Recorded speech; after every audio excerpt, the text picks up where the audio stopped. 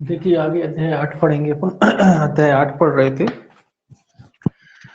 अध्याय 8 में अब अपन धारा जो है 66, धारा 66 देखेंगे। धारा 66 कहता है कि दत्तक ग्रहण अभिकरण के रूप में रजिस्ट्रीकृत न की गई संस्थाओं में निवास करने वाले बालकों का दत्तक ग्रहण।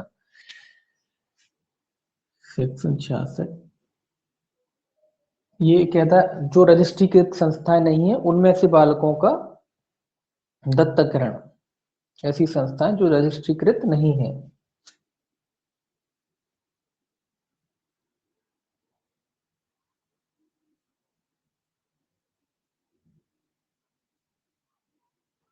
ऐसी संस्थाएं जो रजिस्ट्रीकृत नहीं है उनमें से बालकों का दत्तक ग्रहण। देखिए इसमें पहला क्लॉज क्या कहता है। पहला क्लॉज कहता है कि इस अधिनियम के अधीन रजिस्ट्रीकृत सभी संस्थाएं जिन्हें विशिष्ट दत्तक ग्रहण अभिकरण के रूप में मान्यता प्रदान न की गई हो, यह भी सुनिश्चित करेंगी कि उनकी देखरेख में के सभी अनाथ या परित्यक्त या अभ्यर्पित बालक समिति द्वारा धारा 38 के उपबंधों के अनुसार रिपोर्ट किए गए, पेश किए गए और दत्तक ग्रहण के लिए विधिक रूप से स्वतंत्र घोषित किए गए हैं। तो ये कुल मिला के ये कह रहा है कि भाई जो रजिस्ट्री की संस्थाएं नहीं है, जो संस्थाएं इस अधिनियम के तहत रजिस्ट्रीकृत नहीं की गई हैं, जिन्हें मान्यता दी नहीं गई है, तो उनको नहीं की गई है, यह भी सुनिश्चित करेंगे कि उनकी देखरेख में के सभी अनाथ परित्यक्त या अभ्यर्थित बालक समिति द्वारा धारा 38 के उपबंधों के अनुसार रिपोर्ट किए गए, पेश किए गए और दत्तक ग्रहण के लिए विधिक रूप से स्वतंत्र घोषित किए गए हैं। तो कुल मिला के रजिस्ट्रीकृत जो संस्थाएं होती हैं उनमें तो दत्तक के लिए बालकों को दत्तक के लिए बालकों को स्वतंत्र घोषित करते ही यहाँ भी स्वतंत्र घोषित किया जा सकता है।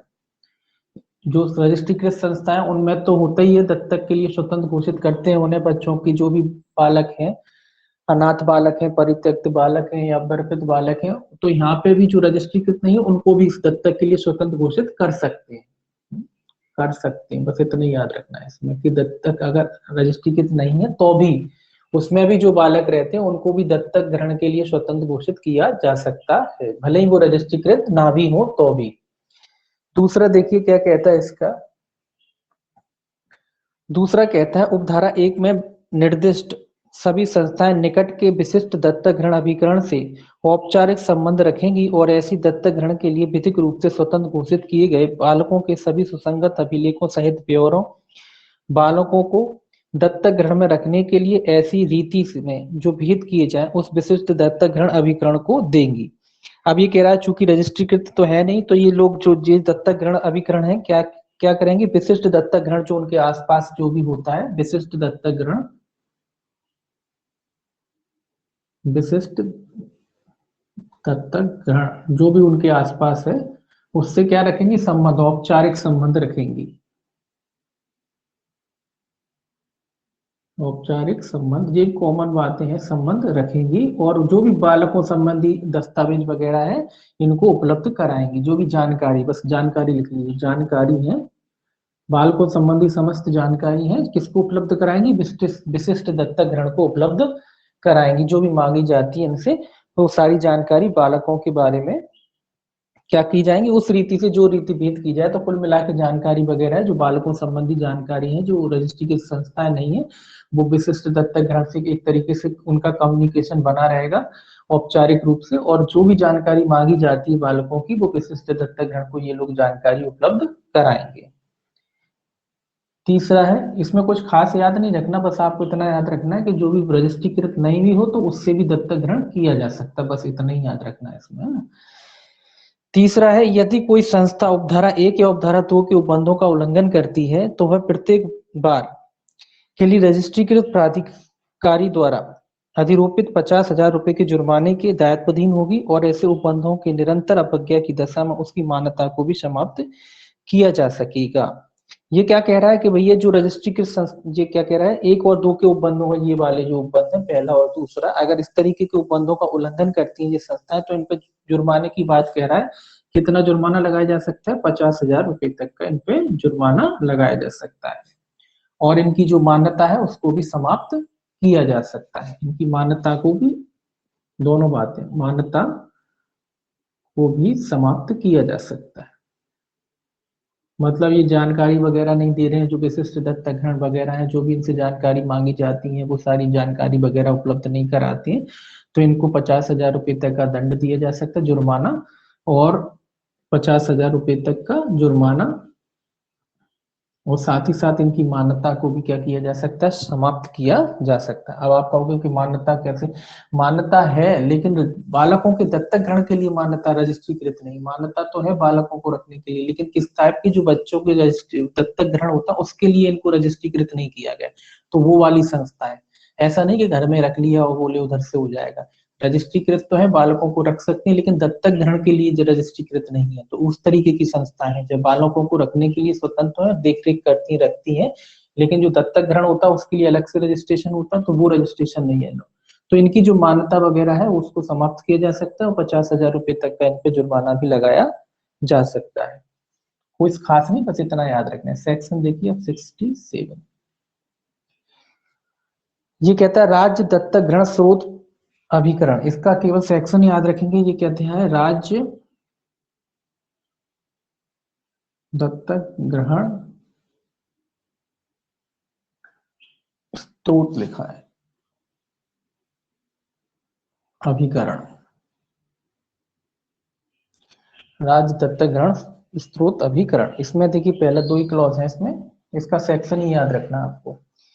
इसमें रखा राज्य सरकार दत्तक ग्रहण और संबंधित विषयों की बाबत अधिकरण के मार्गदर्शन के लिए राज्य में एक राज्य दत्तक ग्रहण स्रोत अभिकरण की स्थापना करेगी। तो ये याद रखना है आपको, कहते हैं राज्य में एक, राज्य में एक, तो कौन स्थापना करेगा, राज्य सरकार स्थापना करेगी। उद्देश्य क्या होगा, जो दत्तक ग्रहण से संबंधित विषयों की बाबत प्राधिकरण के मार्गदर्शन के लिए, किसके मार्गदर्शन के लिए, प्राधिकरण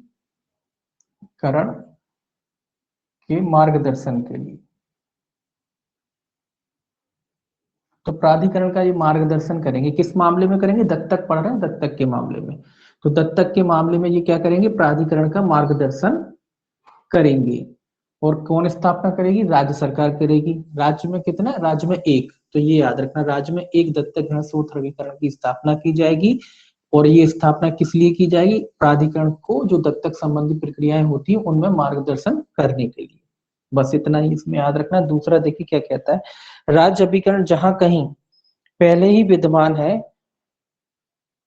को इस अधिनियम के अधीन स्थापित किया गया समझा जाएगा। कभी कभी ऐसी स्थिति होती है कि पहले से ही राज्य प्राधिकरण जो है स्थापित है किसी जगह, तो उसको ही मान लिया जाएगा कि वो राज्य दत्तक ग्रहण स्रोत अभिकरण है। तो अगर पहले से ही स्थापित है किसी जगह, पहले से ही स्थापित है, तो उसी को राज्य दत्तक ग्रहण स्रोत अभिकरण के रूप में मान्यता दे दी जाएगी। ठीक है, ये दो चीजें, तो इसमें सेक्शन याद रखना है, और बस इतना याद रखना, राज्य में कितना, एक दत्तक ग्रहण स्रोत अभिकरण की स्थापना करेगी प्राधिकरण को मार्गदर्शन करने के लिए।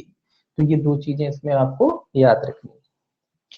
इसके बाद देखिए राज्य हो गया, इसके बाद आएगा आपका 68 केंद्रीय दत्तक ग्रहण स्रोत प्राधिकरण 68, इसमें सेक्शन इसको भी याद रखना है आपको। सेक्शन कहता है केंद्रीय, ये राज्य था और ये केंद्रीय,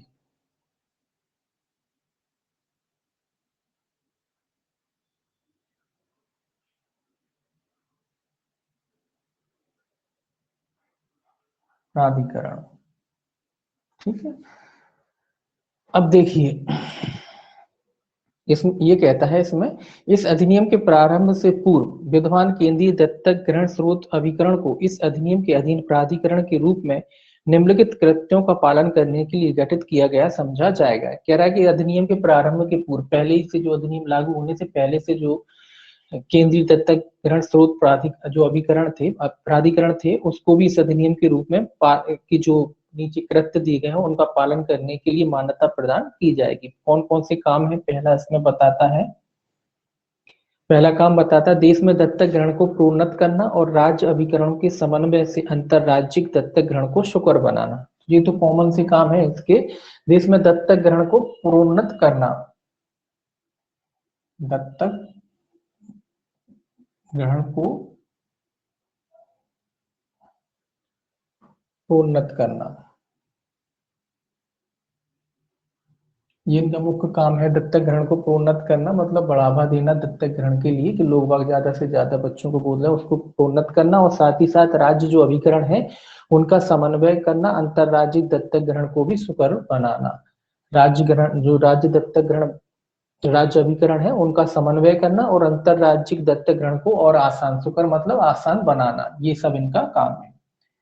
दूसरा कहता है अंतरदेशीय दत्तक ग्रहणों का विनिमय करना, साथ ही साथ ये सारे काम है जो ऊपर ऊपर पढ़ सके। अंतरदेशीय जो दत्तक ग्रहण है उनको भी सुकर बनाना, उनको भी आसान बनाना, उनका विनिमय करना, है ना, ये सारे काम है। तीसरा है, इसमें भी हेडिंग से ही काम चल जाएगा, कोई खास नहीं है। समय समय पर दत्तक ग्रहण और संबंधित विषयों पर ऐसे विनियमों की रचना करना जो आवश्यक हो। कोई विनियमन वगैरह बनाना है, दत्तक नियम वगैरह कहते हैं जिन्हें, तो नियम आदि जो बनाना है आवश्यक है तो वो नियम वगैरह भी बना सकते हैं दत्तक ग्रहण के संबंध में। अगला कहता है अंतरदेशीय दत्तक ग्रहण की बाबत बालकों की संरक्षा सहयोग पर हैग अधिनियम के अधीन केंद्रीय प्राधिकरण के कृत्यों को कार्यान्वित करना। जी याद रखना, आपका जो हैग समझौता हुआ था उसको उसके अनुसार कार्य करना, उसको कार्यान्वित करना, ताकि केंद्रीय प्राधिकरण के कृत्यों को कार्यान्वित करना। किसके?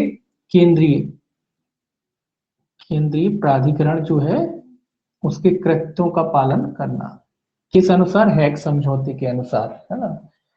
अगला है ई, ये खास नहीं है कोई, बस सेक्शन इंपॉर्टेंट है, केवल सेक्शन याद रखना है आपको। कोई भी अन्य कृत्य जो विहित किया जाए और अन्य कोई काम जो इनको सौंपे जाए वो सारे काम करना, तो इसमें केवल सेक्शन आप याद करेंगे उससे काम चलेगा। बाकी जो कॉमन चीजें हैं तो इसमें से कोई क्वेश्चन नहीं आने वाला नीचे से कि वही कोई क्या क्या करेंगे, तो कॉमन, और आए भी गया तो कॉमन सी बातें हैं वो, बाकी तो इसमें सेक्शन ही आपको याद करना है।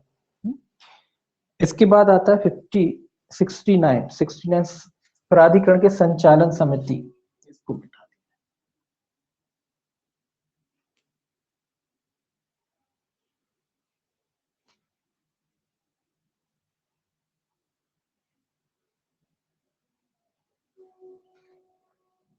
देखिए 69 सेक्शन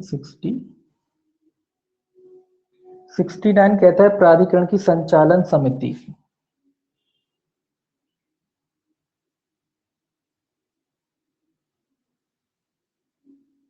संचालन समिति के बारे में है, इसमें देखिए पहला क्लॉज क्या कहता है। पहला कहता है प्राधिकरण की एक संचालन समिति होगी जिसमें निम्नलिखित सदस्य होंगे। तो प्राधिकरण की संचालन समिति होगी एक, और उसमें कौन कौन से सदस्य होंगे इसमें नीचे लिखा हुआ है। पहला कह रहा है ए, पहला कह रहा है सचिव महिला एवं बाल विकास मंत्रालय भारत सरकार जो अध्यक्ष होगा, पदेन, ये पदेन सदस्य हैं इसमें। पहला पदेन सदस्य कौन कौन होगा, तो सचिव लिखा है, किसका सचिव? महिला एवं बाल विकास मंत्रालय का, याद रखेंगे जी, सचिव होगा एक, सचिव जो है किस विभाग का है? महिला एवं बाल विकास मंत्रालय,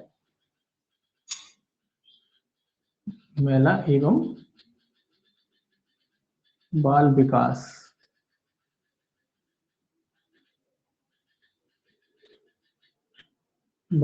मंत्रालय का, जो महिला एवं बाल विकास मंत्रालय का होगा, जो वो क्या होगा, वो इसका अध्यक्ष होगा। ये थोड़ा याद रखने वाली चीज है कि जो सचिव, अध्यक्ष कौन होगा इसका?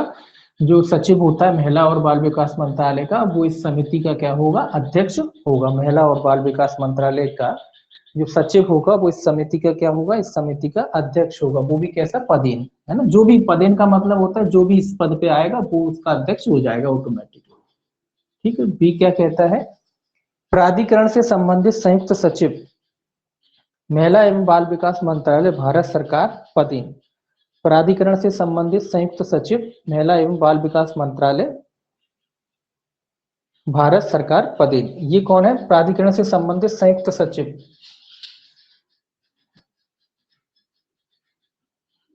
संयुक्त सचिव। ये भी किस विभाग का? ये भी उसी विभाग का है, संयुक्त सचिव महिला एवं बाल विकास मंत्रालय भारत सरकार। महिला एवं बाल विकास मंत्रालय का जो है ये इसी विभाग का है संयुक्त सचिव। ये क्या होगा इसका? संयुक्त सचिव महिला बाल विकास मंत्रालय का, पदेन। ये भी इसका एक सदस्य होगा। इसके बाद है, ये सब सदस्य होंगे।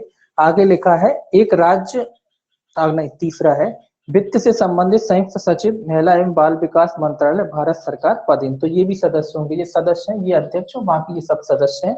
तो लिखा है दूसरा कौन है, वित्त से संबंधित संयुक्त सचिव, वित्त से संबंधित यानी वित्त विभाग मान लीजिए, वित्त से संबंधित संयुक्त सचिव,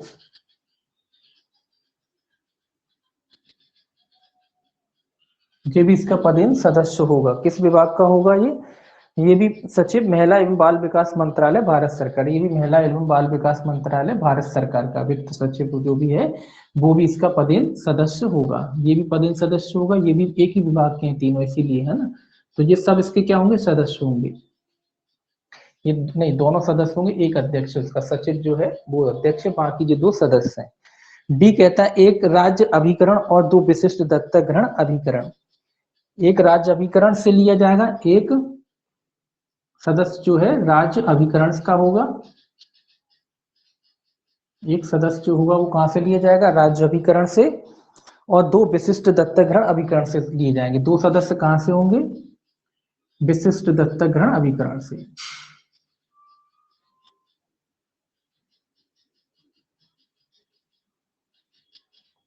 तो ये याद रखना, एक सदस्य होगा राज्य अभिकरण से और दो सदस्य होंगे विशिष्ट दत्तक ग्रहण अभिकरण से। इसके अलावा एक दत्तक माता या पिता और एक दत्तक, ये क्या कह रहा है, एक दत्तक माता पिता और दत्तक, ये प्राधिकरण संचालन समिति, ठीक है। अगला कह रहा है एक दत्तक माता या पिता और एक दत्तक, एक दत्तक माता पिता कौन सा है ये, ई ए सी ई, कह रहा है एक दत्तक माता पिता और एक दत्तक, एक दत्तक, ये भी इसमें शामिल करी जाएंगे संचालन समिति में। ई के बाद देखिए एफ क्या कहता है, एफ कह रहा है एक अधिवक्ता और एक आचार्य जिसके पास कुटुंब विधि में कम से कम 10 वर्ष का अनुभव हो। तो एक अधिवक्ता यानी वकील और एक आचार्य यानी कोई गुरु होगा, टीचर होगा, एक आचार्य,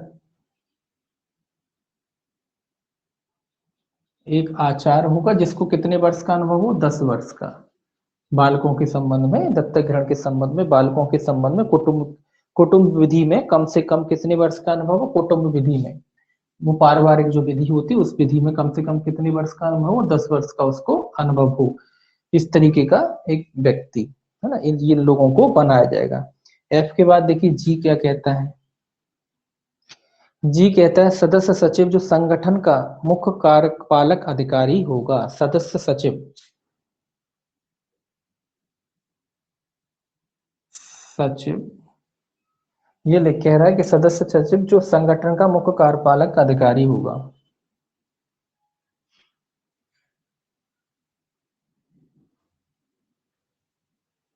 ये थोड़ा याद रखना है आपको कि इसका मुख्य कार्यपालक अधिकारी कौन होगा, सदस्य सचिव, ये याद रखने वाला चीज है आपका। इसका अध्यक्ष भी याद रखने वाला चीज है कि अध्यक्ष कौन होगा, ये दो चीजें आपको इसमें याद रखनी है। पहला तो अध्यक्ष कौन होगा, सचिव होगा किस विभाग का, महिला एवं बाल विकास जो मंत्रालय है उसका जो सचिव होगा वो इसका अध्यक्ष होगा संचालन समिति का। इसके बाद आज जो आचार्य की बात करें, इनको कितने वर्ष का अनुभव की जरूरत है, इनको 10 वर्ष के अनुभव की जरूरत है कुटुंब संबंधी मामलों में। और सदस्य सचिव जो है इसका मुख्य कार्यपालक अधिकारी होगा। ये जो दो तीन चीजें आपको इसमें याद रखनी कि तो सदस्य सचिव है, इसका मुख्य कार्यपालक अधिकारी कौन होगा, सदस्य सचिव, क्या होगा इसका मुख्य कार्यपालक अधिकारी होगा। ये आपको इसमें याद रखना है। दूसरा कहता है देखिए उपरोक्त क्या कहते हैं इसे, उपरोक्त डी से एफ में वर्णित सदस्यों के चयन और नाम निर्देशन के लिए मानदंड उनकी पदावधि के साथ ही उनकी नियुक्ति के निबंधन और शर्तें ऐसी होंगी जो विहित की जाए। ये कह रहा है कि भैया जो ऊपर बताए गए हैं डी से लेकर एफ तक, डी से लेकर यहां से लेकर एफ तक, तो इनकी नियुक्ति की शर्तें वगैरह क्या होंगी, तो ये नीचे लिखा है कि वर्णित नाम निर्देशन के लिए मापदंड उनकी पदावधि के साथ ही उनकी नियुक्तियों के निर्बंधन और शर्तें ऐसी होगी, मतलब कितनी पदावधि होगी, क्या शर्तें होंगी, वो होंगे जो विहित की जाए, जो बनाए जाए उन्हीं नियमों के अनुसार विहित किए जाए। विहित किए जाए, उन नियमों के अनुसार इनकी नियुक्ति आदि की जाएगी। क्या पद अवधि होगी, कितने वर्ष के लिए चुने जाएंगे, जो भी नियम बनाए जाते हैं उनके अनुसार इनकी नियुक्ति आदि की जाएगी। आगे लिखा है तीसरा, संचालन समिति निम्नलिखित कृत्य होंगे, काम करेगी। कृत्य बता रहा है कि भाई संचालन समिति के क्या कृत्य होंगे, क्या काम करेगी संचालन समिति तीसरे में, कि इनका काम वगैरह क्या होगा, है ना, क्या काम करेगी संचालन समिति। देखिए इसको पढ़ लीजिए बस, ये भी कोई खास नहीं है। पहला कहता है प्राधिकरण के कार्यकरण का निरीक्षण करना और समय समय पर उसके कार्यों का पुनर्वलोकन करना, जिससे यह अत्यधिक प्रभावी रीति से क्रियाशील हो सके। तो जो क्या कह रहा है, प्राधिकरण के कार्यकरण का निरीक्षण करना। जो प्राधिकरण होते हैं, इधर लिख लीजिए, प्राधिकरण जो होते हैं, प्राधिकरण के कार्यों का निरीक्षण, कार्यों का क्या करना, निरीक्षण आदि करना।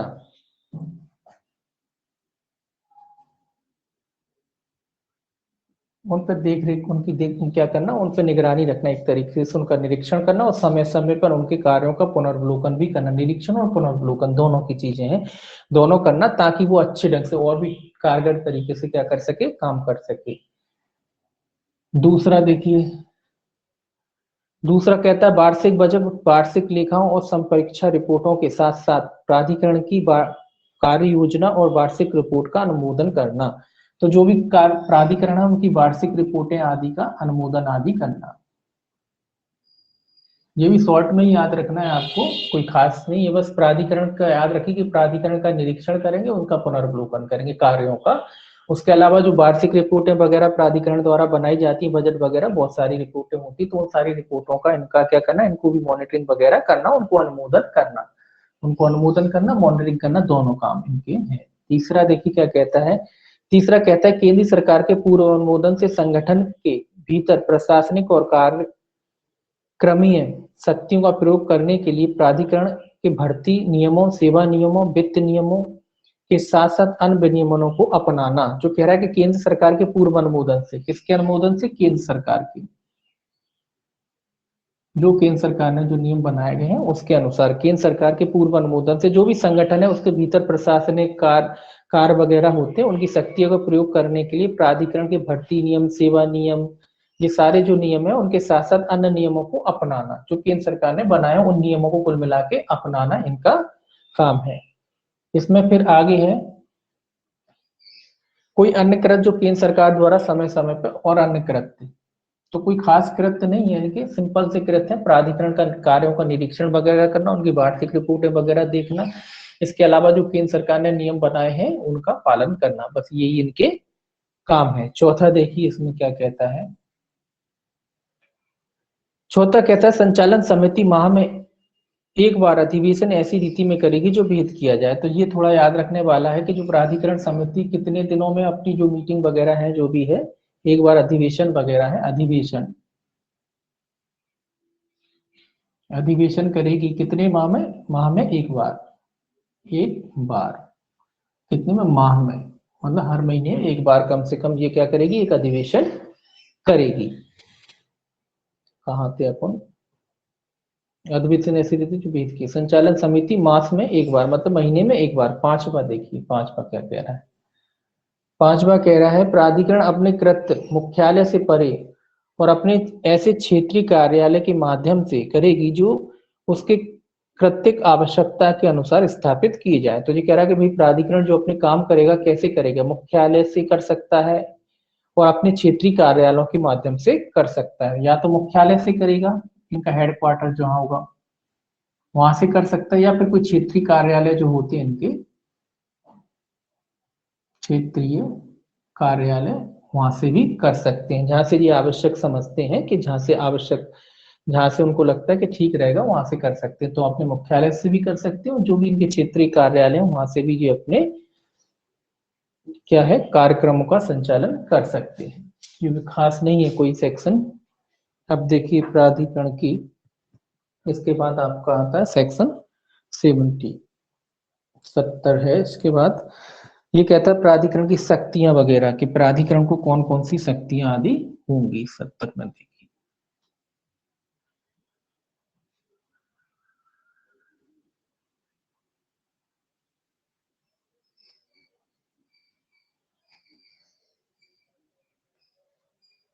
देखिए सेक्शन जो है 70 ये शक्तियों के बारे में है। प्राधिकरण की शक्तियां, किसकी शक्तियां? प्राधिकरण की शक्तियां।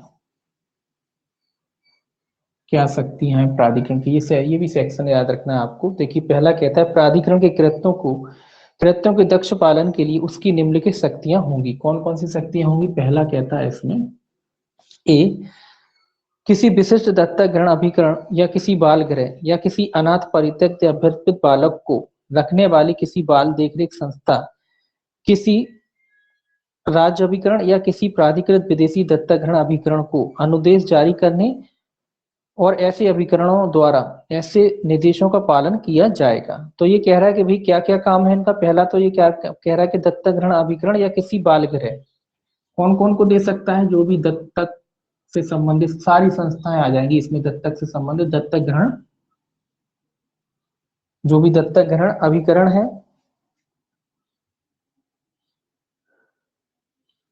या कोई बाल गृह है या बालकों को रखा जाता है या किसी अनाथ या परित्यक्त या वृद्ध बालक को रखने वाली कोई भी संस्था हो सकती। कोई संस्था, कैसी संस्था है? जहां अनाथ बालकों को रखा जाता है, वो सारी संस्थाएं आ जाएंगी इसमें। ऐसी कोई संस्था हो सकती या किसी विदेशी या राज्य अभिकरण है वो भी आ जाएगा इसमें। राज्य अभिकरण है या फिर जो विदेशी दत्तक ग्रहण अभिकरण होता है वो भी आएगा। विदेशी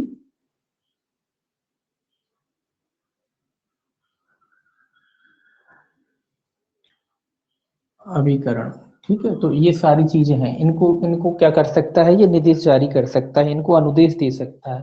क्या दे सकता है? अनुदेश। इनको अनुदेश जारी कर सकता है। और ये लोग कैसे काम करेंगे? जैसा ये अनुदेश देता है, जैसे ये गाइडलाइन बनाता है उसके अनुसार ये सारे दत्तक ग्रहण अभिकरण है, बाल गृह है, कोई अन्य संस्थाएं है जहाँ बाल दत्तक जो क्या कहते हैं अनाथ परित्यक्त बालकों को रखा जाता है, या कोई राज्य अभिकरण है या कोई विदेशी दत्तक ग्रहण अभिकरण है, इसके अनुदेश के अनुसरण में क्या करेंगे? कार्य करेंगे। जैसा राज्य प्राधिकरण इनको जो अनुदेश देता है उस अनुसार से ये क्या करेंगे? उसके अनुसार ही ये काम करेंगे। बी देखिए, बी क्या कहता है? बी कहता है इसके द्वारा जारी किए गए अनुदेशों के निरंतर अनुपालन की दशा में संबंधित सरकार या प्राधिकारी को उसके प्रशासनिक नियंत्रणाधीन किसी पदाधिकारी या कृत्यकारी या संस्था के विरुद्ध समुचित कार्रवाई करने की सिफारिश करना। ये क्या कह रहा है भैया? इनके नियंत्रण में समुचित कार्रवाई, चित कार्रवाई, बस इतना याद रखें। समुचित कार्रवाई करने के लिए किसको अनुदेशित करना? समुचित कार्रवाई करने के लिए सिफारिश करना। कृत्यकारी संस्था के विरुद्ध इसके विरुद्ध जारी निरंतर पालन करने के लिए सरकार या प्राधिकारी को उसके प्रशासनिक नियंत्रणाधीन। तो किसको कर सकते हैं? ये सरकार या समुचित प्राधिकारी, जो भी समुचित प्राधिकारी जिसको नियुक्त किया गया वो। किसके विरुद्ध कार्रवाई करने के लिए? जो इन संस्थाओं के विरुद्ध, अगर इनको लगता है कि भाई ठीक से काम नहीं कर रही है, कोई लापरवाही बरत रही है, तो ये समुचित कार्रवाई करने के लिए जो भी सरकार है, जो भी समुचित सरकार है वो हो सकती है, या फिर समुचित प्राधिकारी जो है, समुचित प्राधिकारी मतलब जो भी नियुक्त किया गया है इनके खिलाफ कार्रवाई करने के लिए सक्षम है ऐसा कोई प्राधिकारी, उसको ये क्या कर सकते हैं? सिफारिश कर सकते हैं कि भाई ये लोग जो है इनमें से कोई भी संस्था है जो उनको लगता है ठीक से काम नहीं कर रही है, तो एक तरीके से क्या कर सकते हैं? उसको आवेदन कर सकते हैं कि भाई इनके खिलाफ कार्रवाई की जाए। किसको कर सकते हैं? सरकार को कर सकते हैं या फिर समुचित प्राधिकारी को कर सकते हैं। जो भी इनके खिलाफ कार्रवाई करने के लिए सक्षम है उनसे कुल मिला के सिफारिश कर सकते हैं।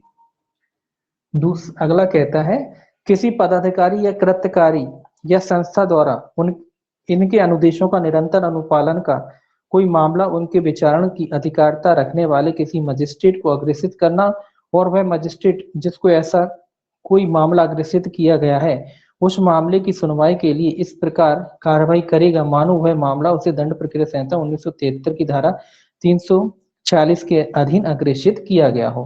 तो ये कह रहा मजिस्ट्रेट को भी भेज सकते हैं कार्रवाई करने के लिए। जो भी सक्षम मजिस्ट्रेट है इस अधिनियम के तहत, अगर उनको लगता है ये संस्थाएं जो उनके अधीन कार्य करती हैं पदधारी है, कोई कर्मचारी है, कोई संस्था है जो इनके अधीन रह करके काम कर रही है, तो उस मामले को वो मजिस्ट्रेट के पास भी भेज सकते हैं। किस उद्देश्य से? कार्रवाई करने के उद्देश्य से भेज सकते हैं। और मजिस्ट्रेट ऐसी कार्रवाई करेगा जैसे कि वो सीआरपीसी के अधीन धारा 346 के अधीन उनको सौंपा गया हो। तो इस तरीके से मजिस्ट्रेट कार्य करेगा। तो ये भी कोई खास चीजें नहीं है इसमें। अगला है, देखिए, कोई अन्य शक्ति जो केंद्र सरकार द्वारा उसमें निहित की जाए। तो अन्य अन्य ऐसा कोई शक्तियों का प्रयोग भी कर सकते हैं जो केंद्र सरकार, किसके द्वारा सौंपी जाए? केंद्र द्वारा। बस, तो कोई खास नहीं है इनकी शक्तियां, बस सीधा सीधा ये है कि ये अनुदेश देते हैं, अनुदेश दे सकते हैं इनको।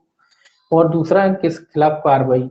सरकार के द्वारा या समुचित प्राधिकार के द्वारा और मजिस्ट्रेट के द्वारा, इन तीनों के द्वारा इनको अनुदेश क्या कर सकते हैं? कार्रवाई करने के लिए कह सकते हैं।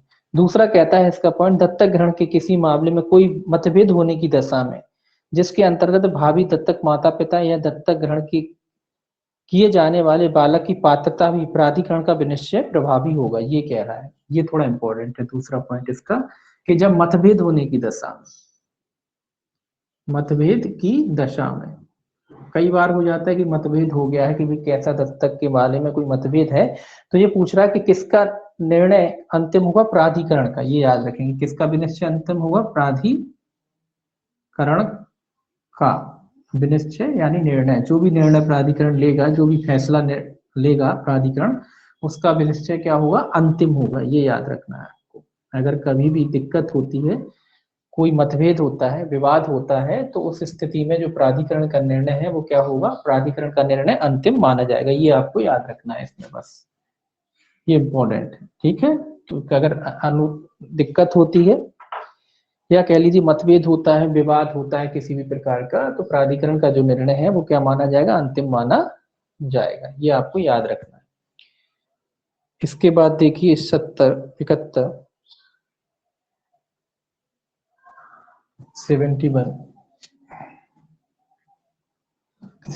क्या कहता है? प्राधिकरण की वार्षिक रिपोर्ट। इसमें भी कुछ नहीं याद रखना आपको, वार्षिक रिपोर्ट, केवल इतना हेडिंग से काम चलेगा। क्या कहता है इसमें? पहला कहता है प्राधिकरण केंद्र सरकार को एक वार्षिक रिपोर्ट ऐसी रीति में प्रस्तुत करेगा जो विहित की जाए। केंद्र सरकार प्राधिकरण की वार्षिक रिपोर्ट को संसद के सदन के समक्ष रखाएगी। तो जो प्राधिकरण है किसको भेजेगा? केंद्र को। बस इतना याद रखेंगे। ये वार्षिक रिपोर्ट, एक वार्षिक रिपोर्ट मतलब साल में एक रिपोर्ट तैयार करेंगे और केंद्र सरकार को भेजेंगे, और केंद्र सरकार क्या करेगी? स्वाभाविक सी बात है, संसद के समक्ष उसको रखवाएगी। तो कोई खास नहीं है, केवल सेक्शन याद रख सकते हैं। वार्षिक रिपोर्ट कितने में? 71 में है। कौन तैयार करेगा? प्राधिकरण तैयार करेगा। एक रिपोर्ट तैयार करेगा सालाना, सालाना रिपोर्ट एक तैयार की जाएगी और केंद्र सरकार को सौंपी जाएगी। फिर केंद्र सरकार उसको संसद के समक्ष रखाएंगे। ठीक है, तो इसमें भी कुछ खास नहीं है। अब देखिए 72 क्या कहता है? 72 कहता है केंद्र सरकार द्वारा अनुदान। ये भी आपको हेडिंग रखना है यार, अनुदान वगैरह देते रहते हैं केंद्र सरकार। इसमें देखिए क्या कहता है? पहला, केंद्र सरकार संसद द्वारा इस निमित्त विधि द्वारा किए गए सम्यक विनियोग के पश्चात प्राधिकरण को अनुदान के रूप में धन की ऐसी राशि का संदाय करेगा जो केंद्र सरकार इस अधिनियम के अधीन प्राधिकरण के कृत्यों का पालन करने के लिए उपायोजित किए जाने के लिए उचित समझे। ठीक है, तो इसमें भी कुछ याद नहीं रखना। सीधी सीधी बात है कि केंद्र सरकार इनको जिस ढंग से काम कर सके, संचालन हो सके इनकी, इसीलिए इनकी अनुदान का मतलब धन देगा कुछ इनको खर्चे के लिए, कि ताकि कोई भी चीज है तो बगैर खर्चे के नहीं चलती ना, तो उसके लिए केंद्र सरकार इनको अनुदान देगी। कितना देगा? जितना केंद्र सरकार उचित समझता हो और जितना उनको ठीक लगता है उनके कार्यों के संचालन के लिए, उतना धन का अनुदान केंद्र सरकार उनको देगी। दूसरा कहता है प्राधिकरण इस अधिनियम के अधीन यथा विहित कृत्यों के पालन के लिए ऐसी धनराशि व्यय करेगी जो वह उचित समझे, और ऐसी राशियों को उपधारा 1 में निर्दिष्ट अनुदानों में से संदेह वह समझा जाएगा। तो ये क्या कह रहा है भैया? अब जब इनको अनुदान मिल गया तो ये कैसे राशि खर्च करेंगे? जितनी आवश्यकता के हिसाब से ही तो खर्च करेंगे। तो जितनी आवश्यकता उसके हिसाब से खर्च किया जाएगा, और जो मिला, जो खर्च करेंगे वो ऐसे ही माना जाएगा कि केंद्र सरकार का जो अनुदान इन्हें मिला था उसके अनुसार ये खर्च कर रहे हैं। तो ये भी कोई खास नहीं है, बस केवल हेडिंग याद रखेंगे, इसका सेक्शन याद रखेंगे कि केंद्र सरकार अनुदान कितने में देती है? 72 के अनुसार। तो केंद्र सरकार का जो अनुदान है 72 में, बस। इसके अलावा सेक्शन 73 कहता है प्राधिकरण और लेखे और संपरीक्षाएं। तो लेखे संपरीक्षाएं ये भी आपको कौन करेगा? इनके लेखे की संपरीक्षा तो लेखे हैं उनकी परीक्षा लिख लीजिए, संपरीक्षा।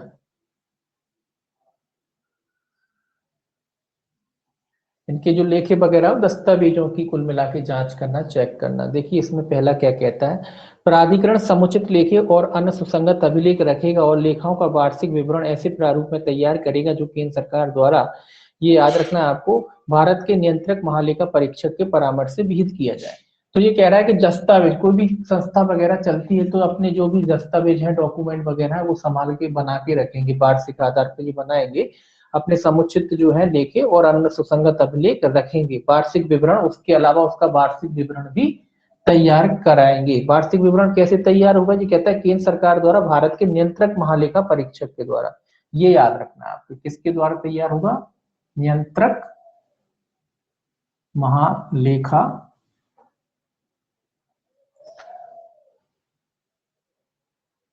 कहा गया, नियंत्रक महालेखा परीक्षक।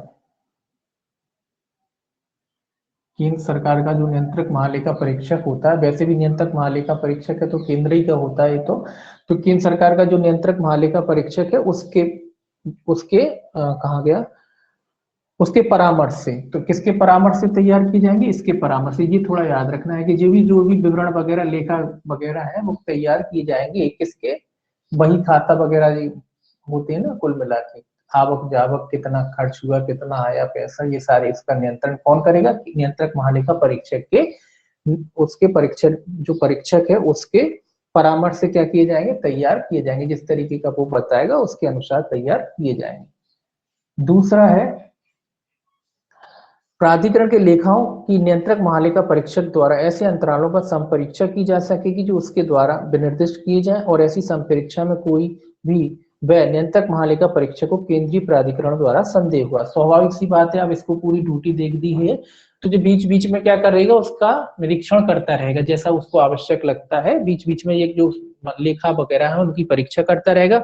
और ये कह रहा है कि भैया जब परीक्षा करेगा तो इसके खर्चे भी होंगे, तो इसके खर्चे किसके द्वारा दिए जाएंगे, प्राधिकरण द्वारा दिए जाएंगे, प्राधिकरण द्वारा। किसके खर्चे, महालेखा परीक्षक जो है उसके खर्चे भी तो होंगे, तो जो आएगा जाएगा जो भी है उसके खर्चे होंगे, या किसी को भेजेगा अपने अधीनस्थ को, तो जो भी प्राधिकरण की इसके खर्चे कौन चुकाएगा, इसके खर्चे प्राधिकरण के द्वारा उसको संदेह किए जाएंगे, जो भी खर्चा होगा। ऑडिट करते हैं ये लोग, तो जो ऑडिट करता है उसके खर्चे देने पड़ते हैं, तो इसके ऑडिट के खर्चे जो भी होंगे वो कौन देगा, प्राधिकरण के द्वारा दिए जाएंगे। तीसरा देखिए, तीसरा क्या कहता है, तीसरा कहता है नियंत्रक महालेखा परीक्षक और उसके द्वारा नियुक्त किसी भी व्यक्ति के इस अधिनियम के अधीन प्राधिकरण के लेखाओं के संबंध में वही अधिकार और विशेष अधिकार और प्राधिकार होंगे जो सरकारी लेखाओं की संपरीक्षा के संबंध में होते हैं, और विशिष्ट उन्हीं पुस्तकों, उसे पुस्तकों, लेखाओं, संबंधित वाउचरों और अन्य दस्तावेजों तथा कागज पत्रों को प्रस्तुत करने की मांग करने अधिकरण के किसी कार्यालय का निरीक्षण करने का अधिकार होगा। तो इन्हें ये कह रहा है कि भाई जो नियंत्रक महालेखा परीक्षक है उसको क्या अधिकार होंगे, उसको वही अधिकार होंगे जो सरकारी एजेंसियों का जब वो निरीक्षण करता है तो जो अधिकार उसको होते हैं, मतलब लोगों से जब वो किसी विभाग में काम करता है और उससे किसी दस्तावेज आदि की जरूरत है तो वो उनको मांग सकता है, उनसे ले सकता है, क्योंकि अगर नहीं मांग पाएगा तो फिर कैसे निरीक्षण करेगा। तो अगर उसे जरूरत है, जो भी डॉक्यूमेंट उसे चाहिए, जो भी पुस्तक है उसे चाहिए, वाउचर हो सकते हैं, कागज हो सकते हैं, उनकी वो मांग किसी भी प्राधिकारी से या प्राधिकरण से या किसी भी कार्यालय से कर सकता है। ठीक है, तो उनको देना पड़ेगा, उनको उपलब्ध कराना पड़ेगा, क्योंकि वो डॉक्यूमेंट ही चेक करता है। एक तरीके से जो अकाउंटेंट होता है, भारत सरकार का अकाउंटेंट है, ये सबसे बड़ा अकाउंटेंट है देश का, है ना, तो ये अकाउंटेंट होता है। तो ये भी इस क्या करता है, आप जब अकाउंटेंट आपके यहाँ काम करेगा तो वो उसको दस्तावेज तो चाहिए ना, बगैर दस्तावेज के कैसे करेगा वो काम, है ना। अगर वो आपसे मांगता है तो वो सारे आपको उसको उपलब्ध कराने पड़ेंगे, जो जानकारियां देंगे उसी के आधार पर तो वो आपका पूरा रिपोर्ट बनाएगा। तो ये कह रहा है वो जानकारी आपको क्या करना पड़ेगी, देनी पड़ेगी। चौथा कह रहा है नियंत्रक महालेखा परीक्षक या उसके द्वारा इस निमित्त नियुक्त किसी व्यक्ति द्वारा यथा प्रमाणित प्राधिकरण के लेखाओं को उसकी संपरीक्षा रिपोर्ट सहित प्राधिकार द्वारा प्रतिवर्ष केंद्र सरकार को अग्रेषित किया जाएगा। अब ये कह रहा है कि भाई नियंत्रक पे ये बनाएगा, जो भी रिपोर्ट बनाएगा, या तो ये बनाएगा, इसका कोई अधीनस्थ बनाएगा जिसको ये प्राधिकृत करेगा, जो रिपोर्ट बनाएगा वो प्रतिवर्ष किसको भेजेगा, केंद्र सरकार को। केंद्र सरकार ने नियुक्त किया है तो केंद्र सरकार को ये भेजेगा। आगे बढ़ा के केंद्र सरकार संपरीक्षा रिपोर्ट के प्राप्त होने के पश्चात क्या करती है, ये तो आप जानते ही, संसद के समक्ष उसे प्रत्येक सदन संसद के प्रत्येक सदन के समक्ष रखवाएगी, है ना। दो ही सदन होते हैं, लोकसभा और राज्यसभा। तो केंद्र का मतलब है कि संसद सरकार जो है, केंद्र सरकार जो भी इसे दस्तावेज प्राप्त होंगे वो कहाँ रखवाएगी, राज्यसभा और लोकसभा में रखवाएगी, दोनों सदनों में रखवाया जाएगा। बस आपको इसमें याद रखना है 73 में कि जो लेखा है किसके निर्देशों के अधीन बनाया जाएगा, नियंत्रक महालेखा परीक्षक। बस इतना याद रखना है इसमें, और कुछ याद नहीं रखना है इसमें। 73 जो है लेखा संपरीक्षा वगैरह है, ऑडिट वगैरह जो होती है इनकी, दस्तावेजों का कुल मिला के खाता वगैरह है, तो कौन के निर्देशाधीन बनाया जाएगा, नियंत्रक महालेखा परीक्षक के द्वारा बनाया जाएगा। ये बस आपको इसमें याद रखना है। ये वाला जो चैप्टर है आपका यहीं तक है। इसके बाद जो चैप्टर है वो शास्त्रियों से संबंधित है, उसमें दंड वगैरह दिए गए हैं, बालकों से संबंधित जो अपराध है उसके दंड दिए गए हैं। चैप्टर 9 में, अध्याय 9 है जो दंड के बारे में। अध्याय 9 है जो है बालकों के विरुद्ध अन्य अपराध, इसमें दंड दिए गए हैं। देखिए पहला, देखिए इसमें पहला सेक्शन जो कहता है 74, इसमें भी केवल आपको दंड याद रखनी है ना। 74 इसमें केवल आपको दंड याद रखनी है। ये कहता है बालक की पहचान प्रकट करने का प्रतिषेध। तो ये काय का कहता है, पहचान, ये याद रखें, पहचान। तो बालक की पहचान का क्या करता है, प्रतिषेध करता है यह अधिनियम। बालक की पहचान कैसी रखी जाएगी, गुप्त रखी जाएगी। अगर कोई व्यक्ति उसका उल्लंघन करता है तो उसे धारा 74 के अधीन क्या किया जा सकता है, दंडित किया जा सकता है। इसमें पहला क्लॉज कहता है, इसमें क्लॉज नहीं लिखेंगे, इसमें आप देखना दंड आपको याद रखनी है। देखिए पहला कहता है किसी जांच या अन्वेषण या न्यायिक प्रक्रिया के बारे में किसी समाचार पत्र, पत्रिका, समाचार पृष्ठ या दृश्य श्रव्य माध्यम या संचार के किसी अन्य रूप में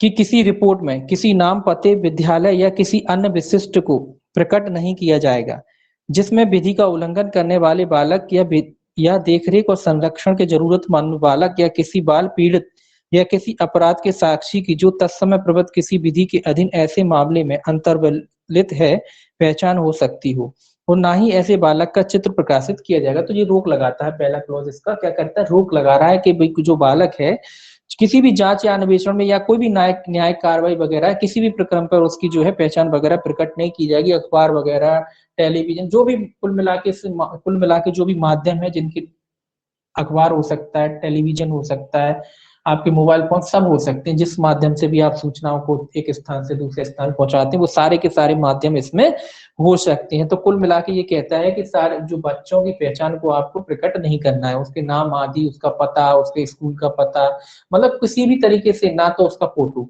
तो किसी भी तरीके से ऐसे आप उसको प्रकट नहीं करेंगे कि बच्चे का पता चलता। आपने नाम नहीं लिखा लेकिन बोले विद्यालय का लिख दिया कि फलाने विद्यालय का एक विद्यार्थी, तो स्वाभाविक सी बात है कि उसकी पहचान प्रकट हो सकती।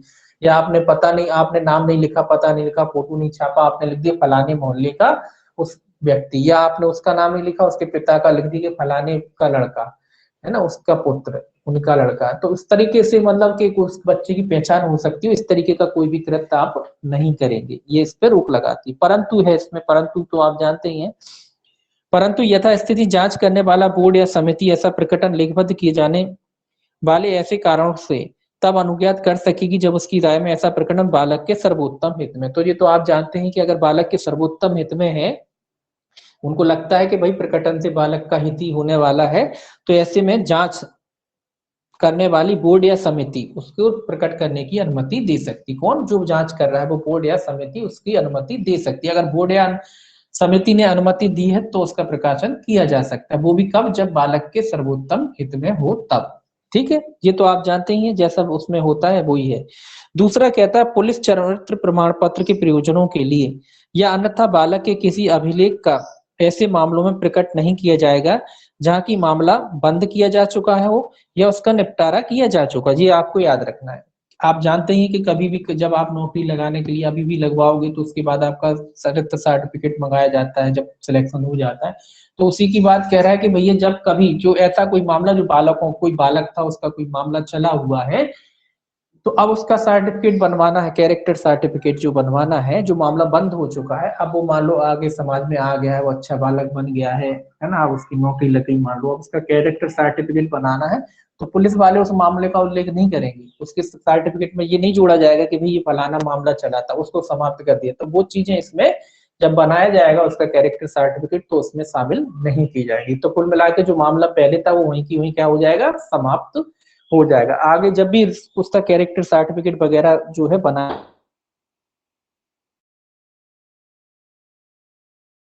बस इतना।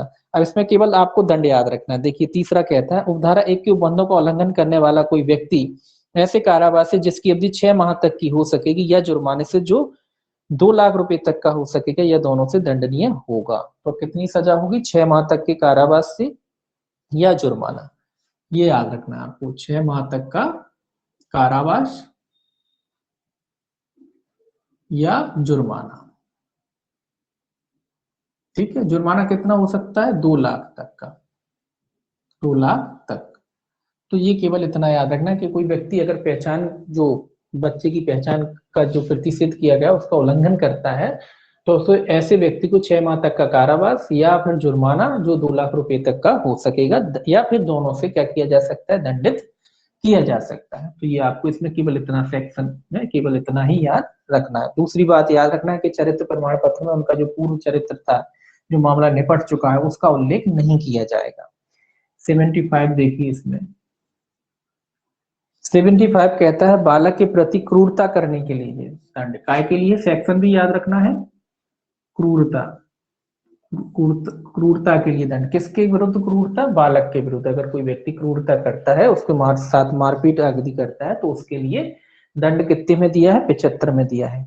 ये देखिए ये क्या कहता है, इसमें लिखा है जो कोई बालक का वास्तविक भार साधक या उस पर नियंत्रण रखने वाला रखते हुए उस बालक पर ऐसी रीति से जिसमें बालक को अनावश्यक मानसिक या शारीरिक कष्ट होना संभव हो हमला करेगा, उसका परित्याग करेगा, उत्पीड़ित करेगा, उच्छन्न करेगा या जानबूझकर उसकी उपेक्षा करेगा, या उस पर हमला किया जाना, उसका परित्याग, उत्पीड़न, उच्छन्न या उसकी उपेक्षा किया जाना कारित करेगा या ऐसा किए जाने के लिए उसे उपाप्त करेगा, वह कारावास से जिसकी अवधि 3 वर्ष तक की हो सकेगी या 1 लाख रुपए तक के जुर्माने से या दोनों से दंडित किया जाएगा। तो कुल मिला के बस ऊपर की जो लैंग्वेज है वो कुछ याद नहीं रखना आपको, तो बस इतना याद रखना है कि जो क्रूरता में जो सारी चीजें आती है वो इसमें भी आती है ना। जो क्रूरता की परिभाषा में जो सारी चीजें आती है कि शारीरिक कष्ट, मानसिक कष्ट, वो सारी चीजें इसमें आती हैं। तो इस तरीके का कोई अगर व्यक्ति आचरण करता है तो ऐसे व्यक्ति को 3 वर्ष तक के कारावास से या 1 लाख रुपए तक के जुर्माने से या दोनों से। तो कितनी सजा होगी इसमें, 3 वर्ष तक का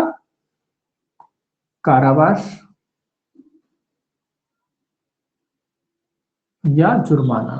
या कितना जुर्माना हो सकता है, 1 लाख रुपए तक का, या सीधा लिख देते 1 लाख तक का जुर्माना या फिर दोनों।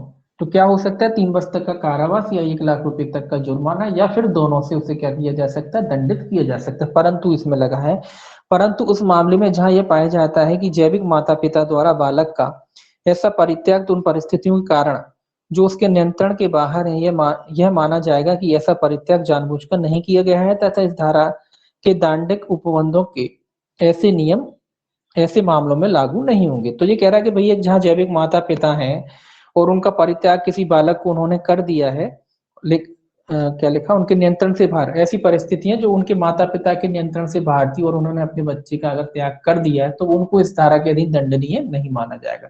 किनको, जैविक माता पिता को, परिस्थितियों से अन्यथा, मतलब परिस्थितियां उनके कंट्रोल में नहीं थी, उनके नियंत्रण में नहीं थी और उन्होंने अपने बच्चे का क्या कर दिया, त्याग कर दिया। तो ऐसी स्थिति में उनके माता पिता को इस धारा के अधीन दंडित नहीं किया जाएगा। ये इसका अपवाद है। कौन से माता पिता, जैविक, जो जैविक माता पिता हैं वो, ऐसी परिस्थितियां हैं कि उनको बच्चे का त्याग करना पड़ा है तो ऐसे में उनको इस धारा के अधीन दंडनीय नहीं माना जाएगा। ये भी याद रखना है आपको कि अगर परिस्थितियां उनके कंट्रोल में नहीं थी तब, लेकिन अगर वो जानबूझ के करते हैं तो फिर वो इस धारा के अधीन दोषी होंगे। ठीक है, अगर नहीं करते हैं, अगर परिस्थितियां उनके प्रतिकूल थी, नियंत्रण में नहीं थी और उन्हें करना पड़ा तो दंडनीय नहीं है, लेकिन अगर जानबूझ के करते तो फिर इस धारा के अधीन ही दंडनीय होंगे। परंतु और है, परंतु यह और कि यदि ऐसा अपराध किसी ऐसे व्यक्ति द्वारा किया जाता है जो किसी संगठन द्वारा नियोजित है, उसका प्रबंधन कर रहा है, किसी बालक को देखरेख और संरक्षण को सौंपा गया है, वह कठिन कारावास है जिसकी अवधि 5 वर्ष तक की हो सकेगी और जुर्माने से जो 5 लाख रुपए तक का हो सकेगा दंडनीय होगा। तो ये कह रहा है कि भाई ऐसा ही काम कोई अगर संगठन के द्वारा किया जाता है, किसी संगठन के द्वारा किया जाता है तो इसमें सजा उनकी बढ़ जाएगी। ऐसे में वो व्यक्ति कितने वर्ष कारावास से 5 वर्ष तक की हो सकेगी और जुर्माने से। तो यहाँ 5 वर्ष तक का उसको क्या हो सकता है, कारावास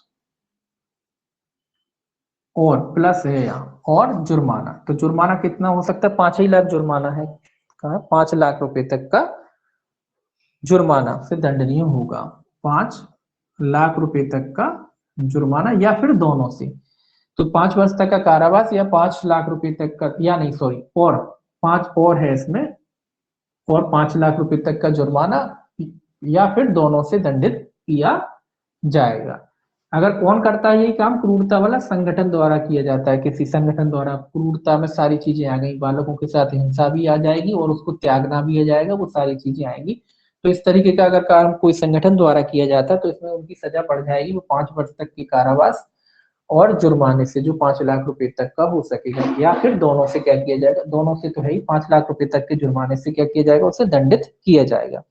परंतु एक और है इसमें, परंतु यह और की पूर्वोक्त क्रूरता के कारण यदि बालक शारीरिक रूप से अक्षम हो जाता है या उसे मानसिक रोग हो जाता है या वह मानसिक रूप से नियमित कार्यों को करने में अयोग्य हो जाता है या उसकी जीवन या अंगों को खतरा होता है, तो ऐसा व्यक्ति कठोर कारावास से जो 3 वर्ष से कम का नहीं होगा किंतु जो 10 वर्ष तक का हो सकेगा और 5 लाख रुपए के जुर्माने से भी दंडनीय होगा। तो इसमें तीसरी सजा यह है कि अगर कोई ऊपर जो काम बताया गया उससे किसी व्यक्ति जो बालक है उसको शारीरिक रूप से क्या हो जाता है, अक्षम, शारीरिक रूप से अक्षम, शारीरिक रूप से अक्षम में सारी चीजें आ जाती कि उसको मानसिक आघात लगता है, वो कोई काम काज नहीं कर पाता या कोई अपंग हो जाता है, बहुत सारी चीजें आती हैं। तो अगर इस तरीके का अगर अपराध करता है कोई व्यक्ति और उससे बच्चे को आघात लगता है, कुल मिला के वो अक्षम हो जाता है किसी भी प्रकार से, मानसिक हो शारीरिक हो, इस तरीके से अगर वो अक्षम हो जाता है तो ऐसे व्यक्ति को फिर कितना दंड से लिखा है, इसमें लिखा 3 वर्ष से लेकर 10 वर्ष तक के, 3 वर्ष से कम नहीं होगी तो 3 से 10 वर्ष तक, 10 वर्ष तक के कारावास से क्या किया जा सकता है, ऐसे व्यक्ति को दंडित किया जा सकता है। और जुर्माना, जुर्माना 5 ही लाख है, और जुर्माना और 5 लाख रुपए तक के जुर्माने से क्या किया जा सकता है, ऐसे व्यक्ति को दंडित किया जा सकता है। ये आपको इसमें ध्यान रखना, केवल पनिशमेंट ध्यान रखने, इसमें और कुछ याद नहीं रखनी। देखिए आगे देखिए, अब 76 है सेक्शन जिसका 76, ये काय के लिए है, ये है भीख मांगने के लिए बालकों का नियोजन, ये नियोजन में रखे हैं भीख मांगने के लिए। ये भी एक धंधा चलता है कई बड़े शहरों में, नियोजित मतलब भीख मांगने के लिए एक तरीके से उन्हें नियोजित कर रखा है कि हमारे लिए भीख मांगोगे, उसके बदले में जो भी खाना पीना जो भी देते हैं, तो इस तरीके से जो क्या करेंगे, बालकों को नियोजित करेंगे। तो कोई व्यक्ति अगर बालकों को भीख मांगने के लिए नियोजित करता है तो उसके, तो ये भी बहुत बड़ा कारोबार है, इस पर भी सरकार रोक लगाती है। बड़े बड़े शहर होते हैं जहाँ ट्रैफिक सिग्नल वगैरह होते हैं, वहां पे जो बच्चे होते हैं वो नियोजित तरीके से, बड़े बड़े गैंग होते हैं उनके अंदर में काम करते हैं, भीख मांगते हैं। तो उस तरीके से अगर कोई काम करता है तो उसी के बारे में कह रहा है, तो ऐसे व्यक्तियों को दंडित किया जाएगा धारा 76 में। ये कहता है जो कोई भीख मांगने के प्रयोजनों के लिए बालक को नियोजित करता है या किसी बालक से भीख मंगवाएगा, वह कारावास है जिसकी अवधि 5 वर्ष तक की हो सकेगी और 1 लाख रुपए तक के जुर्माने से दंडनीय होगा। तो कितनी वर्ष की अवधि, इसमें भी 5 वर्ष प्लस 1 लाख का क्या है, जुर्माना। ऐसे व्यक्ति को कितने दंड से दंडित किया जाएगा, 5 वर्ष तक के कारावास से या 1 लाख रुपए तक के जुर्माने से दंडित किया जाएगा। परंतु लिखा है इसमें, परंतु यदि भीख मांगने के प्रयोजनों के लिए व्यक्ति बालक को अंगोच्छेदन करता है या उसे विकलांग बनाता है तो वह कारावास से जो 7 वर्ष से कम का नहीं होगा किंतु जो 10 वर्ष तक का हो सकेगा और 5 लाख रुपए तक के जुर्माने से दंडनीय होगा। तो ये कह रहा है कि भैया अगर कोई विकलांग बनाता है बच्चे को, विकलांग कोई व्यक्ति को बच्चे को बनाता है, विकलांग मतलब उसके हाथ पैर काट दे ताकि अच्छी भीख मिल सके, ज्यादा भीख मिल सके, अगर इस तरीके का कोई काम करके उससे भीख मंगवाता है बच्चे से, तो इसमें सजा कितनी है, इसमें लिखा है 7 वर्ष से कम की नहीं होगी जो 10 वर्ष तक की। तो 7 से लेके कितनी हो जाएगी सजा, 10 वर्ष तक की हो जाएगी। और जुर्माना, जुर्माना कितना होगा उसको, 5 लाख रुपए तक का जुर्माना। तो 5 लाख तक का जुर्माने से ऐसे व्यक्ति को कितने दंड से दंडित किया जाएगा, 7 से 10 वर्ष तक के कारावास से और 5 लाख रुपए तक के जुर्माने से क्या किया जाएगा, दंडित किया जाएगा। दूसरा इसमें देखिए क्या कहता है, दूसरा कहता है ये कब, जब विकलांग करता है किसी बच्चे को भीख मंगवाने के लिए, तो 5 से 10 साल की सजा हो जाएगी और 5 लाख रुपए तक का, सॉरी 7 से 10 वर्ष तक की सजा हो जाएगी और 5 लाख रुपए तक का क्या हो जाएगा उसे जुर्माना। दूसरा कहता है जो कोई बालक का वास्तविक भार साधक या उस पर नियंत्रण रखते हुए उपधारा 1 के अधीन किसी अपराध के कार्य करने का दुष्प्रेरण करता है वह उपधारा 1 में यथा उपबंधित शास्ति से दंडनीय होगा, और यदि और ऐसा व्यक्ति इस अधिनियम की धारा 2 के खंड 14 के खंड 5 के अधीन अयोग्य माना जाएगा। परंतु ऐसे बालक को किन्हीं परिस्थितियों में विधि का उल्लंघन करने वाला नहीं माना जाएगा और ऐसे संरक्षक या अभिरक्षक के भार साधन या नियंत्रण से हटा दिया जाएगा और समुचित पुनर्वास के लिए समिति के समक्ष पेश किया जाएगा। ये क्या कह रहा है, जो कोई वास्तविक भार साधक उस पर नियंत्रण रखते हुए उपधारा 1 के अधीन किसी अपराध के कार्य करने का दुष्प्रेरण अगर करता है तो उपधारा 1 में यथा उपबंधित शास्ति, उपधारा 1 में उपबंधित शास्ति कितनी थी, 1 लाख रुपए। तो ये कह रहा है कि कोई भार साधक व्यक्ति अगर करता है ऐसा, भार साधक मतलब जो संस्थाएं वगैरह हैं जहां बालक रहते हैं, अगर वो व्यक्ति बालकों से क्या करता है, भीख मंगाता, छोड़ देता है कि चले जाओ सुबह भीख मांग के शाम को आ जाना, लौट आना, इस तरीके का वो अपराध करता है अगर वो व्यक्ति, तो उसके बारे में कह रहा है तो उसको कितने दंड से, उसको केवल जुर्माना लगाया जाएगा। जुर्माना कितना हो सकता है, ये पहला लिखा ना 1 लाख, तो ऐसे व्यक्ति को कितना जुर्माना से दंडित किया जाएगा, 1 लाख रुपए तक के जुर्माने से उसे दंडित किया जाएगा। और साथ ही साथ उसको लिखा है कि खंड 2 के 4 के अधीन अयोग्य माना जाएगा, यानी जो उसको अयोग्य माना जाएगा यानी उसे संस्था से क्या कर दिया जाएगा, निकाल दिया जाएगा, उसकी सेवाएं जो है समाप्त कर दी जाएंगी और जो रजिस्ट्रेशन अगर होता है तो वो भी समाप्त कर दिया जाएगा। लेकिन जो बालक है जो भीख मांगने जाते हैं उनको इस धारा के अधीन दोषी नहीं माना जाएगा। जो बालक है अगर वो जाते हैं तो उनको इस धारा के अधीन दोषी नहीं माना जाएगा। हाँ, उनका स्थान जरूर परिवर्तन कर दिया जाएगा अगर आवश्यकता है, या फिर उसको अन्य कोई समुचित पुनर्वास है जहां उनकी व्यवस्था करनी चाहिए तो उनको दूसरी जगह रेफर कर दिया जाएगा या दूसरी जगह उनको शिफ्ट कर दिया जाएगा। लेकिन उनको अपराध का दोषी नहीं माना जाएगा। जो बालक भीख मांगते हैं तो उनको अपराध का दोषी नहीं माना जाएगा। ये भार साधक जरूर है तो इसको 1 लाख रुपए तक का ऊपर लिखा है ना, तो 1 लाख रुपए तक का इनको जुर्माना लगाया जा सकता है। 77 कहता है बालक को मादक लिकर या स्वापक या मन प्रभावी पदार्थ देने के लिए शास्ति।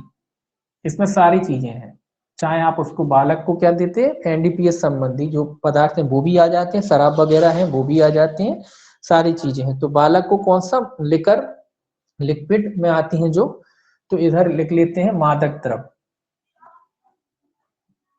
मादक द्रव्य और शराब दोनों चीजें हैं इसमें, है ना, एल्कोहल भी है।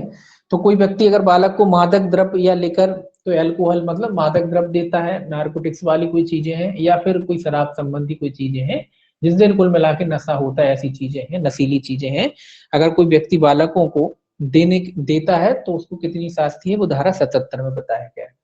ये कहता है जो कोई सम्यक रूप से आहरित चिकित्सक व्यवसाय की आदेश से अन्यथा, ये तो आप जानते हैं चिकित्सक मतलब डॉक्टर के अनुदेश के अन्यथा, कभी कभी क्या होता है कोई बालक है उसको हैबिचुअल है तो उसको फिर डॉक्टर इलाज करते हैं तो उसको थोड़ी मात्रा में लेने के लिए डॉक्टर प्राधिकृत कर सकते हैं, क्योंकि एकदम से चीजें छूटती नहीं तो डॉक्टर उसको धीरे धीरे से हटाते हैं। डॉक्टर जानते हैं कि कितनी मात्रा कब घटाना है, उस हिसाब से फिर उनका इलाज करता है। तो उसको छोड़ करके कह रहा है, उसको छोड़कर अन्यथा बालक को लोक स्थान में कोई मादक लिकर या स्वापक औषधि या तंबाकू उत्पादक, तंबाकू भी आ गया इसमें, या मन प्रभावी पदार्थ देगा या दिलवाएगा, वह कठोर कारावास से जिसकी अवधि 7 वर्ष तक की हो सकेगी और जुर्माने से जो 1 लाख रुपए तक का हो सकेगा दंडनीय होगा। तो ये कह रहा है कोई भी व्यक्ति जो सार्वजनिक स्थान पर जो बालक है उसे तंबाकू की भी बात कर रहा है, तंबाकू सिगरेट सब आ जाएंगे कुल मिला के, कोई सार्वजनिक स्थान में बालकों को देता है या दिलवाता है ना, तो कितने दंड से दंडित किया जाएगा, 7 वर्ष तक की हो सकेगी और जुर्माने से जो 1 लाख रुपए तक का हो सकेगा। तो 7 वर्ष तक का कारावास और 1 लाख रुपए तक का जुर्माने से ऐसे व्यक्ति को क्या किया जाएगा, दंडित किया जाएगा। ये केवल दिलवा रहे हैं। अब स्वाभाविक सी बात है जब दिलवाओगे बालक को तो बालक उसका बाद में कहीं भी जाके सेवन करेगा। तो इस तरीके का अगर कोई व्यक्ति बालकों को दिलवाता है मादक द्रव्य वगैरह, तो ऐसे व्यक्ति को कितने दंड से दंडित किया जाएगा, ऐसे व्यक्ति को 7 वर्ष तक के कारावास से और 1 लाख रुपए तक के जुर्माने से क्या किया जाएगा, दंडित किया जाएगा। देखिए आगे देखिए, ये थोड़ा मिटा लें। ये चैप्टर में आपको ज्यादा दिमाग नहीं लगाना है, केवल आपको सेक्शन याद रखने और पनिशमेंट याद रखना है, ठीक है ना, काफी बड़ा है इसीलिए इसमें कुछ ऐसी चीजें नहीं है अंदर की जो आपको याद रखना है। आपको केवल पनिशमेंट याद रखना है और सेक्शन जो है इसके याद रखना है ना, सेक्शन याद रखनी है, पनिशमेंट याद रखनी है, उसके अलावा इसमें कुछ नहीं आने वाला। अंदर की जो भाषा है एक आध कोई चीज आएगी तो आएगी, बाकी कुछ ऐसी चीजें नहीं है अंदर के जो पूछी जाए, केवल इसमें से सेक्शन और पनिशमेंट ही पूछे जाएंगे, ठीक है। सेक्शन पूछे जा सकते हैं या फिर पनिशमेंट पूछे जा सकते हैं, दोनों भी पूछे जा सकते हैं, है ना। 78 देखिए सेक्शन 78 कहता है किसी बालक का किसी मादक लिकर स्वापक औषधि या मन प्रभावी पदार्थ के विक्रय फुटकर क्रय विक्रय उसे साथ रखने उसकी आपूर्ति करने या तस्करी करने के लिए उपयोग किया जाना। पहले तो क्या कह रहा था, पहले तो बालक को दिला रहा था, अब वही जो नशीले पदार्थ लिख देते हैं हम यहाँ, सारी चीजें आ जाएंगी। नशीले पदार्थ, नशीले पदार्थों की क्या करवा रहा है, उससे बिकवा रहा है या कह लीजिए तस्करी करवा रहा है।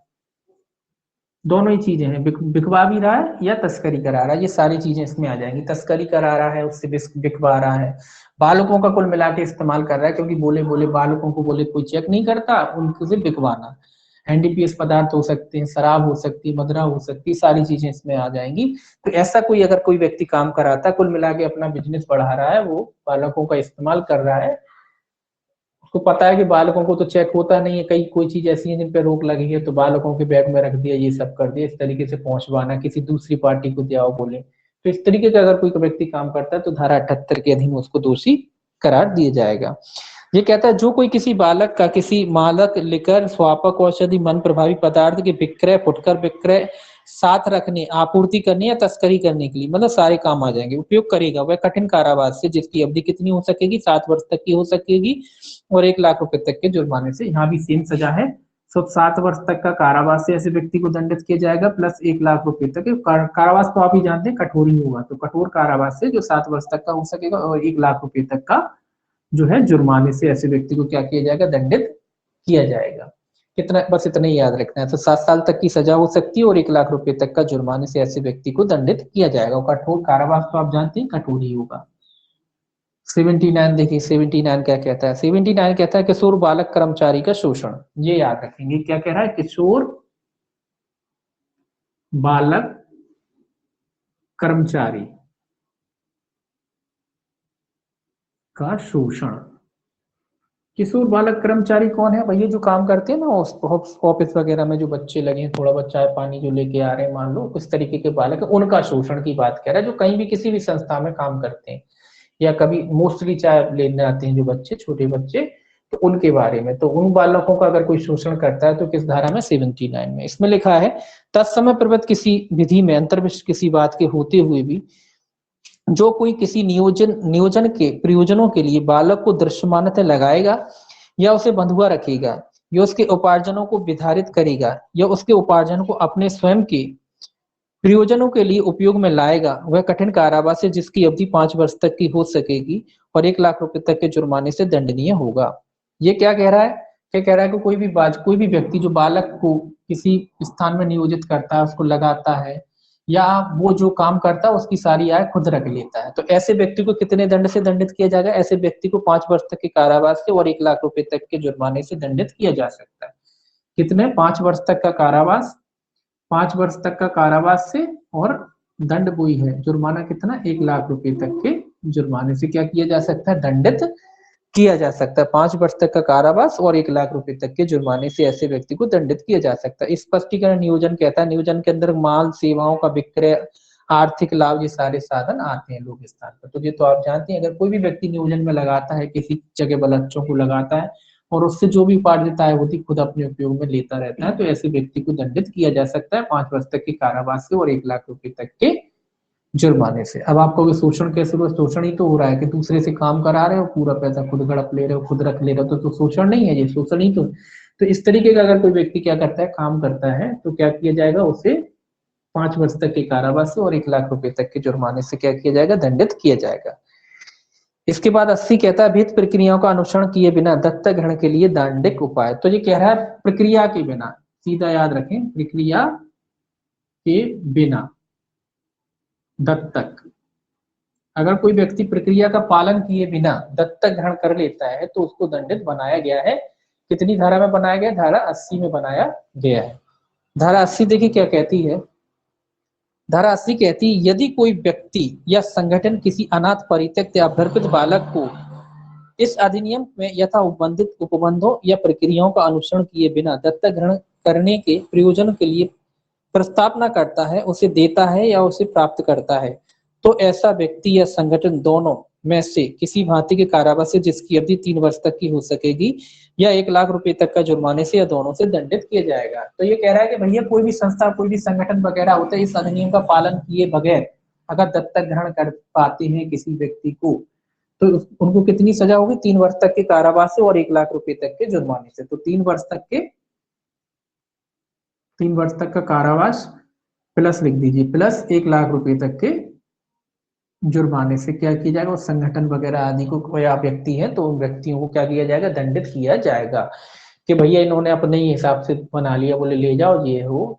तो इस तरीके का अगर कोई व्यक्ति काम करता है, जो दत्तक की जो प्रक्रिया है, जो प्रोसीजर है, उसका पालन नहीं करता है, जो अधिनियम द्वारा बनाई गई है, कोई भी संगठन वगैरह है, अगर वो प्रक्रिया का पालन करें बगैर दत्तक ग्रहण करा देते हैं किसी व्यक्ति को, तो ऐसे लोगों को 3 वर्ष तक का कारावास और 1 लाख रुपए तक के जुर्माने से क्या किया जाएगा? दंडित किया जाएगा।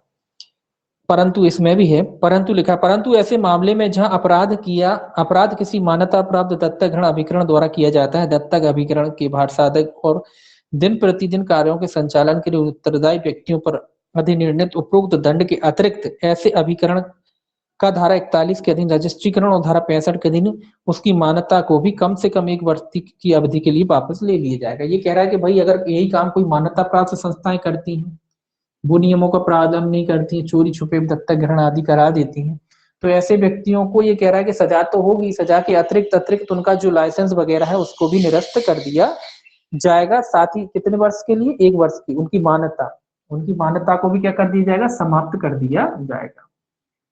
उनकी मान्यता भी, साथ ही दंड तो हो गई, इसके अलावा उनकी मान्यता को भी समाप्त कर दिया जाए। कितने वर्ष के लिए समाप्त किया जा सकता है? 1 वर्ष के लिए। तो ये भी याद रखेंगे कि 1 वर्ष के लिए उनकी मान्यता को क्या कर दिया जाएगा? समाप्त कर दिया जाएगा।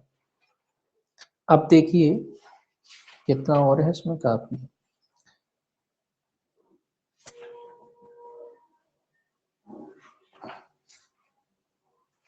इतना ही रहने दीजिए। आज 80 हो गए, 81 से कल देख लेंगे। कल बाकी है लगभग, देखते हैं कितना हो जाता है। तो बाकी का जो है कल देखेंगे, वो कल जो लास्ट चैप्टर है इसके बाद इसका वो वाला देखेंगे। तो